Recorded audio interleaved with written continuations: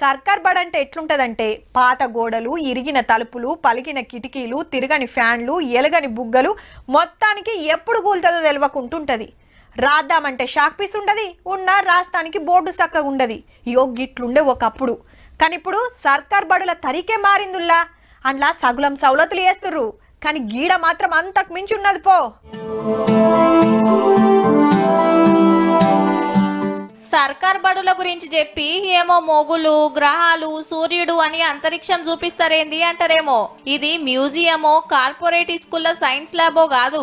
నిర్మల్ జిల్లా అనంతపేట కేజీబీవీ స్కూల్ల collector madam పెట్టించిన ఆస్ట్రానమీ ల్యాబు.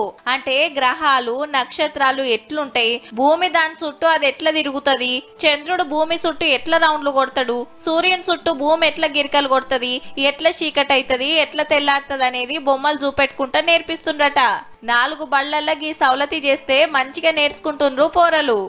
ఎక్స్పెరిమెంట్స్, ప్రాక్టికల్స్ అనేవి ల్యాబ్ రూమ్లో అన్ని కళ్ళ ముందరనే అర్థమయ్యేగా అవగాహన అనేది మాకు పెరిగింది. మాకు టీచర్లు చెప్తుండే బోర్డు మీద బాగా అనిపిస్తుండే, కానీ ల్యాబ్కి వచ్చినాక అన్నీ బాగా అర్థమవుతున్నాయి. అన్ని ఎక్స్పెరిమెంట్ చేయడం వల్ల బోర్డు మీద చెప్పిన దానికంటే ఇక్కడ ఇంకా చాలా బాగా నేర్చుకోగలుగుతున్నాం. క్లాస్ లో చెప్పిన దానికంటే ఈడ చూస్తే ఎప్పటికీ గుర్తుండిపోతుందని ఈ ఉపాయం చేసిండ్రన్నట్టు. అగో అంత దూరంలో చాలా దగ్గరగా చూపెట్టే టెలిస్కోప్ కాంచెల్లి పతొక్కటున్నాయి.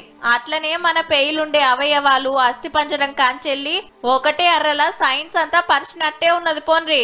మన ఈ ల్యాబ్ పరంగా వాళ్ళకి చూపించడం వల్ల వాళ్ళకి సబ్జెక్ట్ పైన అవగాహన అనేది చాలా లోతుగా ఏర్పడడం జరిగింది. వైలలుండే గ్రహాలు, నక్షత్రాలని చూసినాక చెల్ సైంటిస్ట్ అయిందే లెక్క అంటుండ్రు షెల్లెమ్మలు. ఒక గొప్ప సైంటిస్ట్ కావాలనుకుంటే ఇట్లాంటివి మరెన్నో సృష్టించి కనబెట్టి ఇంకా మాలాంటి విద్యార్థుల ఒక అవగాహన పెంచాలనుకుంటున్నాను. అట్లనే కడమ బళ్ళల్లో సుతగ్గిసొంటి ఇకమతి చేస్తే అందరికి ఎక్కడికి వస్తుందేమో జర చూడుండ్రి సార్లు.